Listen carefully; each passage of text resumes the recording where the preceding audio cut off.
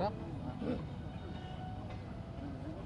ఈరోజు ఆంధ్రప్రదేశ్కి వచ్చిన మూడో గవర్నర్గా కొత్త గవర్నర్ గారిని మర్యాదపూర్వకంగా కలవడం జరిగింది.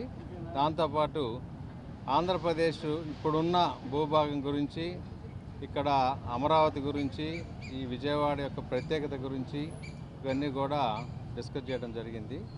తర్వాత ఆంధ్రప్రదేశ్లో ఉన్న ముఖ్య ప్రదేశాలు ఏమిటి వాటి గురించి, ఎందుకంటే ఆయన కూడా పక్క రాష్ట్రం కర్ణాటక నుంచి వచ్చారు కాబట్టి ఆయన చాలా శ్రద్ధగా విన్నారు. ఇక్కడ ఉన్న రాజకీయ పరిస్థితుల గురించి కూడా కొంత డిస్కస్ చేయడం జరిగింది. ఇష్యూస్ మొదటిసారి కలిసాం కాబట్టి ఇష్యూస్ ఏం చెప్పలేదు, వారు కూడా ఏం అడగలేదు. మర్యాదపూర్వకంగా ఇక్కడ పరిస్థితులు, ఆంధ్రప్రదేశ్ పడుతున్న బాధలు ఏమిటి అవి మాత్రం చెప్పడం జరిగింది.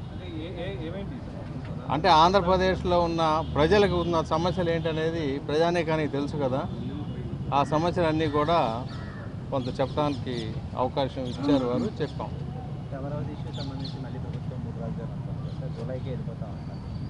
అంటే అది మ్యాటర్ సబ్జ్యూడిస్ కదా, కోర్టులో ఉన్న విషయంలో మరి అన్నవారి విజ్ఞతకి వదిలేయటమే కానీ దాని మీద మనం కామెంట్ చేయటం న్యాయం కాదు. గవర్నర్ గారికి దానికి సంబంధం లేదు. పార్లమెంట్లో యాక్ట్ మళ్ళీ అమెండ్ చేసే వరకు అమరావతిని గత 4 సంవత్సరాల నుంచి కూడా నేను ప్రత్యేకంగా చెబుతా ఉన్నాను, ఒక అంగళం కూడా ఎవరు కదిలించలేరని.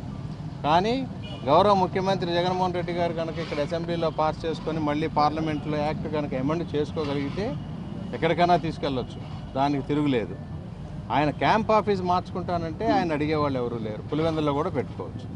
అమరావతి ఒకటే సమస్య అయితే, కానీ ఆంధ్రప్రదేశ్ ఇప్పుడు అనేక సమస్యలతో మునిగి తేలుతూ ఉంది. ఆ సమస్యలన్నిటి నుంచి బయటపడాలి అని అంటే ఇంకో సంవత్సరంలో ఎలక్షన్ ఉంది కాబట్టి ప్రజలు తెలివిగా ఓటు వేసుకుంటే ఆంధ్రప్రదేశ్కి మంచి రోజులు వస్తాయని కోరుకుంటున్నాం. అన్నీ ఈ గత 4 సంవత్సరాల్లో రాజ్యాంగపరంగా మనకు రావాల్సినవి కానీ, విభజన చట్టం ప్రకారం మనకు రావాల్సినవి కానీ ఈ ప్రభుత్వం అడిగిన దాఖలాలు ఎక్కడా కనపడలేదు, సాధించింది లేదు. అది ప్రజలు కూడా చూస్తూనే ఉన్నారు. పోలవరం ఒకటే కాదు, ప్రత్యేక ప్యాకేజీ బదులు ప్రత్యేక స్పెషల్ కేటగిరీ బదులు ప్రత్యేక ప్యాకేజీ కింద 16,000 కోట్లు ఆ రోజు శాంక్షన్ చేయించాం. తర్వాత అడిగిన పాపని పోలేదు, రైల్వే జోన్ జోలికి వెళ్ళలేదు, కాకినాడ పెట్రోలియం ప్రాజెక్టు గురించి మాట్లాడలేదు, అడిగేవాళ్లే లేరు. మనకి 22 ఎంపీలు ఉన్నప్పటికీ కూడా ఏదైనా ఒక్క సమస్య అయినా కేంద్ర ప్రభుత్వాన్ని అడిగి సాధించింది ఏదన్నా ఉందంటే ఏమిటో కేంద్ర ప్రభుత్వం వాళ్ళకున్న పలుకుబడంతా వాడి అప్పులు పెంచి పంచిపెడతా ఉన్నారు.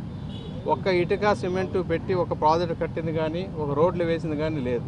ఈ విషయాలన్నీ చూస్తూనే ఉన్నారు కదా. అది కూడా కేంద్ర ప్రభుత్వం కూడా గమనిస్తూ ఉంది. సరైన సమయంలో సరైన నిర్ణయం తీసుకుంటుందని మా ఆశ. అది ప్రజలు కూడా చూస్తున్నారు కదా. ఇప్పుడు ఫైనాన్షియల్ సిచ్యువేషన్ ఏమిటి అనేది ప్రజలు కూడా చూస్తూనే ఉన్నారు. ఈ విధంగా అయితే కుప్పకూలిపోతుంది, భావితరానికి ఏమీ ఉండదు, యువతరం మేలుకోవాల్సిన రోజులైతే వచ్చినాయి. అది ఓకే.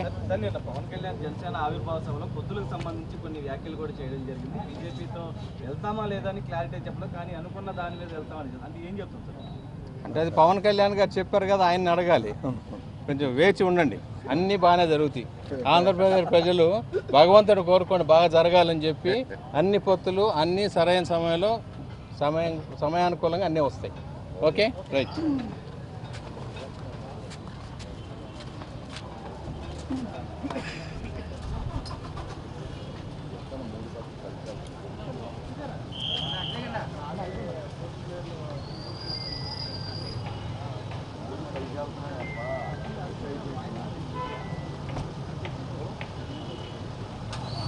Mm-hmm.